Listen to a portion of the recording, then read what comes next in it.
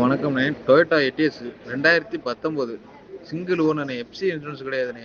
4 tyre ஒரு 90% நல்லா இருக்குண்ணே. நோ ரீப்ளேஸ்மெண்ட்ண்ணே. வண்டி பக்கா தெளிவா இருக்குண்ணே. இன்ஜின் குட் கண்டிஷன்ண்ணே. ஃபைனலா ஒரு 650க்கு ஆகும்ண்ணே. வேணுன்றவங்க மட்டும் கால் பண்ணுங்கண்ணே. தேவையில்லாத கால் வேண்டாம்.